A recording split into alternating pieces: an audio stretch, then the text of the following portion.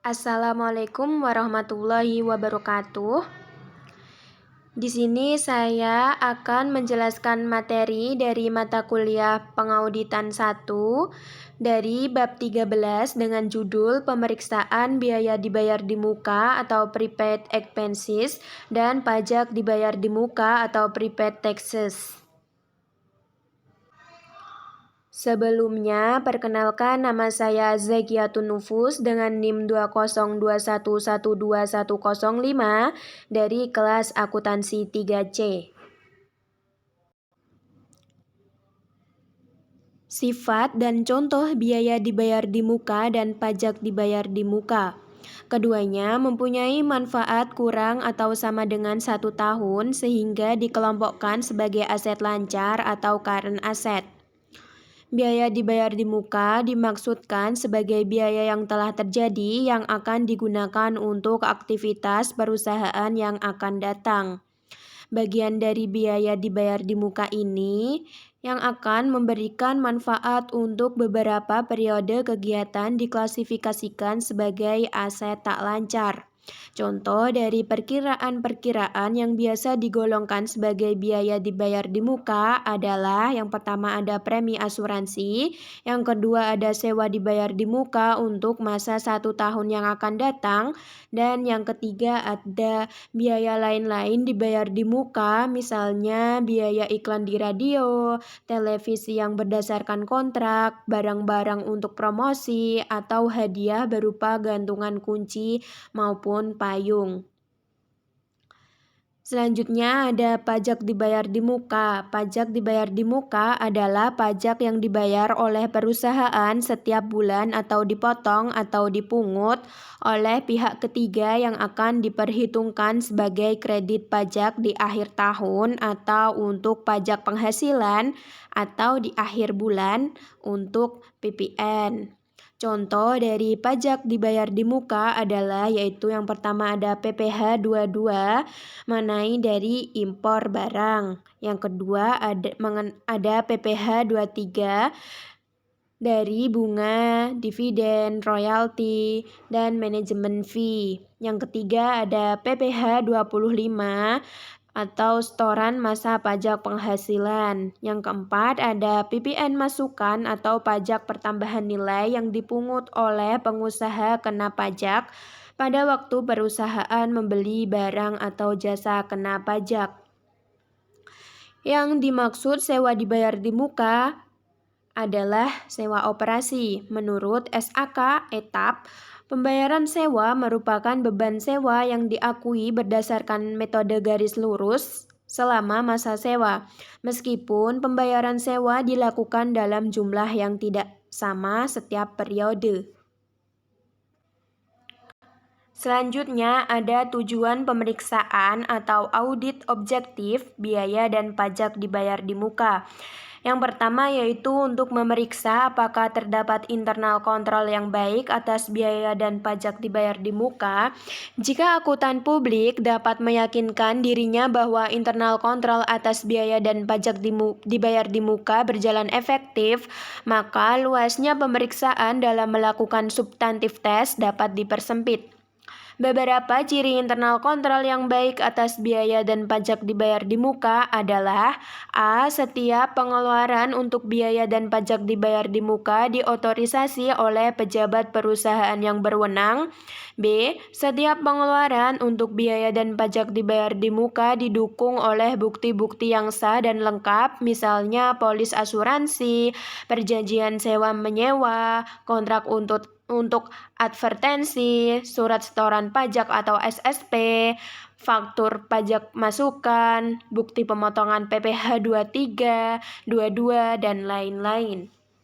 Yang kedua yaitu untuk memeriksa apakah biaya yang mempunyai kegunaan untuk tahun berikutnya sudah dicatat sebagai biaya dibayar di muka. Maksudnya adalah auditor harus memeriksa apakah bagian yang belum expired atau mempunyai kegunaan untuk periode yang akan datang tidak dibebankan sebagai biaya tetapi dicatat sebagai biaya dibayar di muka. Untuk Prosedur yang ketiga yaitu untuk memeriksa apakah biaya yang mempunyai kegunaan untuk tahun berikutnya untuk prosedur yang ketiga yaitu untuk memeriksa apakah biaya dibayar di muka yang mempunyai kegunaan untuk tahun berjalan telah dibebankan atau dicatat sebagai biaya tahun berjalan. Maksudnya adalah auditor harus memeriksa apakah bagian yang expired atau masa manfaatnya sudah berlalu sudah dibebankan sebagai biaya tahun berjalan. Yang keempat yaitu untuk memeriksa apakah pajak dibayar di muka didukung oleh bukti setoran atau pemungutan pajak yang sah dan lengkap sehingga bisa diperhitungkan sebagai kredit pajak akhir periode. Untuk bisa diperhitungkan sebagai kredit pajak, perusahaan harus mempunyai bukti pendukung sebagai berikut: PPh 22 dengan bukti pemungutan dari bank devisa dan PIUD atau pemberitahuan impor untuk dipakai. PPh 23 mengenai bukti pemotongan dari perusahaan yang membayar dividen, sewa, royalti, atau bank yang membayar bunga deposito atau jasa giro. PPh 25 mengenai SSP atau surat setoran pajak dan PBN masukan mengenai faktur pajak dari pengusaha kena pajak. Selanjutnya prosedur yang tujuan pemeriksaan yang kelima yaitu untuk memeriksa apakah penyajian biaya dan pajak dibayar di muka dalam laporan keuangan sudah sesuai dengan standar akuntansi keuangan di Indonesia atau SAK atau ETAP atau IFRS. Biasanya biaya dibayar di muka yang mempunyai masa manfaat kurang dari atau sama dengan 1 tahun disajikan sebagai aset lancar, sedangkan yang masa manfaatnya lebih dari 1 tahun disajikan sebagai aset tak lancar. Sedangkan pajak dibayar di muka bisa disajikan sebagai aset lancar atau di-offset dengan utang pajak yang sejenis atau pajak penghasilan badan atau pajak pertambahan nilai. Selanjutnya ada prosedur pemeriksaan biaya dan pajak dibayar di muka yang disarankan. Prosedur pemeriksaan dibagi atas prosedur compliance test dan prosedur substantif test. Pembahasan prosedur pemeriksaan untuk substantif test akan dibagi dalam beberapa bagian, yaitu sewa dibayar di muka, premi asuransi dibayar di muka, biaya advertensi dibayar di muka, dan pajak dibayar di muka. Dalam praktiknya, prosedur pemeriksaan yang dibahas di sini harus disesuaikan dengan kondisi perusahaan yang diaudit. Selanjutnya ada prosedur pemeriksaan untuk compliance test. Yang pertama yaitu pelajari dan evaluasi internal kontrol atas biaya dan pajak dibayar di muka. A. Dalam hal ini internal control questionnaires yang digunakan tercakup dalam internal control questionnaires atas pengeluaran kas dan setara kas. Yang pertama, apakah setiap pembayaran yang menyangkut biaya dan pajak dibayar di muka didukung oleh bukti-bukti yang sah dan lengkap? Yang kedua, apakah pembayaran tersebut diotorisasi oleh pejabat perusahaan yang berwenang? Yang ketiga, apakah bukti setoran pajak, faktur pajak, masukan, bukti pemotongan pajak oleh pihak ketiga di-file dengan baik dan rapih? Yang keempat, apakah lease agreement, insurance, policy di-file dengan baik dan rapi? Yang B, lakukan tes transaksi atau compliance test atas biaya dan pajak dibayar di muka. Yang digunakan sebagai sampel biasanya adalah bukti pengeluaran kas dan bank, dan sampel cukup dipilih secara random. Yang kedua yaitu tarik kesimpulan mengenai internal kontrol atas biaya dan pajak dibayar di muka. Jika dari tes transaksi auditor tidak menemukan sesuatu kesalahan, maka auditor bisa menyimpulkan bahwa internal kontrol atas biaya dan pajak dibayar di muka berjalan efektif. Karena itu, substantif tes atas perkiraan biaya dan pajak dibayar di muka bisa dipersempit. Nah, Bisa dilihat, ini merupakan contoh kertas kerja pemeriksaan untuk compliance test untuk biaya dan pajak dibayar di muka.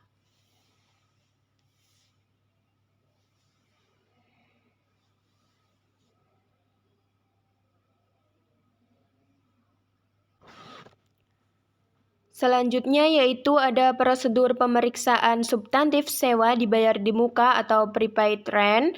Yang pertama yaitu minta rincian atau schedule prepaid rent per tanggal laporan posisi keuangan atau neraca. Yang kedua, cek ketelitian perhitungan matematis.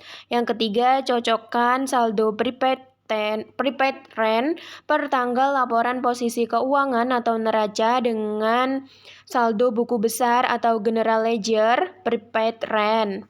Yang keempat, cocokkan saldo awal prepaid rent dengan kertas kerja pemeriksaan tahun lalu. Yang kelima, lakukan vouching untuk pembayaran prepaid rent di tahun berjalan dan periksa lease agreement atau jika sudah dilakukan di compliance test, refer ke kertas kerja compliance test. Yang keenam ada tie-up atau tie-in atau cocokkan total yang dibebankan sebagai biaya sewa ke buku besar biaya sewa. Dalam hal ada biaya sewa yang langsung dibebankan ke perkiraan biaya sewa atau tanpa melalui prepaid rent, jumlah biaya sewa di buku besar akan terlihat lebih besar. Yang ketujuh ada buat usulan audit adjustment jika diperlukan. Nah, bisa dilihat ini merupakan contoh kertas kerja pemeriksaan sewa dibayar di muka.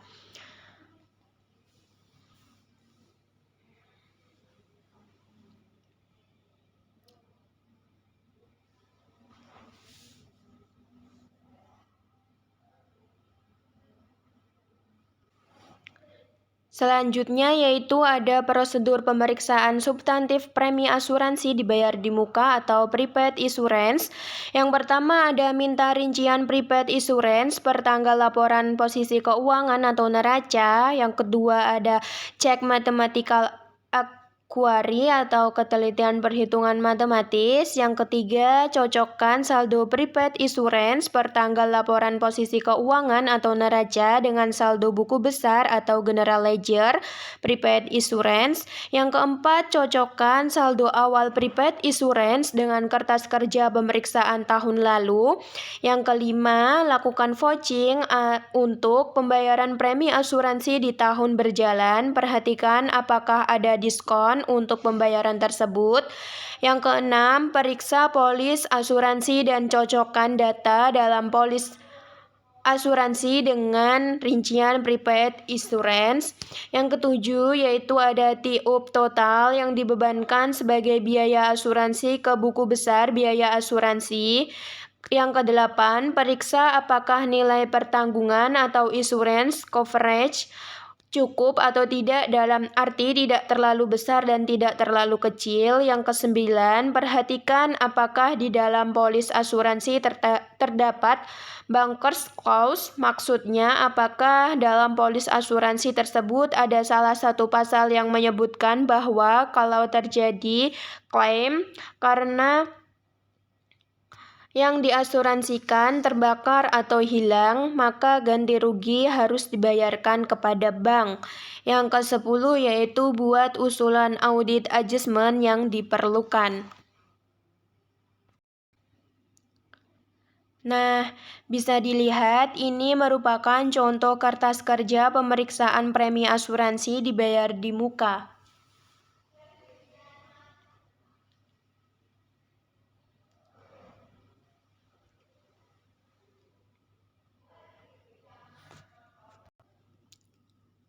Selanjutnya yaitu ada prosedur pemeriksaan substantif prepaid advertising, yaitu yang pertama minta rincian prepaid advertising per tanggal laporan posisi keuangan atau neraca. Yang kedua, cek voting dan cocokkan saldo akhir prepaid advertising ke buku besar dan saldo awal ke kertas kerja pemeriksaan tahun lalu. Yang ketiga, periksa bukti pembayaran dan surat perjanjian atau untuk iklan di TV atau radio atau billboard dan bukti pembelian atau untuk barang-barang souvenir. Yang keempat, periksa kebenaran pembebanan ke biaya untuk barang-barang souvenir harus dilakukan stock opname atau perhitungan fisik pada akhir tahun. Selanjutnya yaitu ada prosedur pemeriksaan substantif prepaid taxes. Yang pertama yaitu minta rincian prepaid taxes per tanggal laporan posisi keuangan atau neraca. Rincian bisa per jenis pajak atau dicampur. Yang kedua, cek voting dan cocokkan saldonya dengan buku besar. Yang ketiga, untuk pajak penghasilan, bandingkan angka prepaid taxes di rincian dengan SPT PPh badan. Dan yang keempat yaitu untuk pajak pertambahan nilai atau PPN masukan dibandingkan angka prepaid taxes di rincian dengan SPT masa atau SPM. Nah, untuk bisa dilihat ini merupakan contoh kertas kerja pemeriksaan prepaid taxes.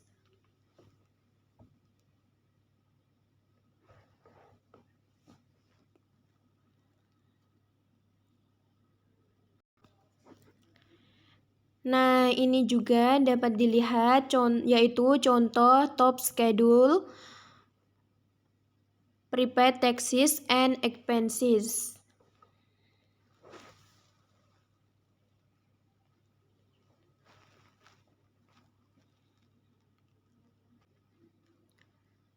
Menurut SAK etap, untuk sewa operasi, list mengungkapkan hal-hal berikut. A. Jumlah pembayaran sewa yang harus dibayar selama masa sewa.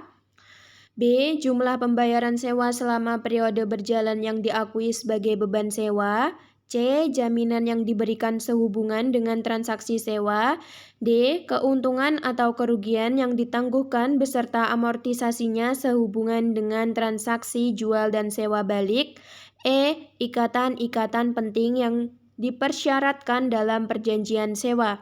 Sedangkan bagi lessor, pembayaran sewa selama tahun berjalan dari list harus diakui sebagai pendapatan sewa.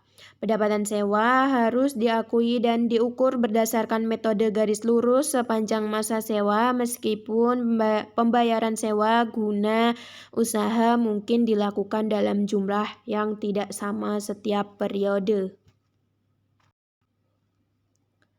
Nah, itu tadi penjelasan materi mengenai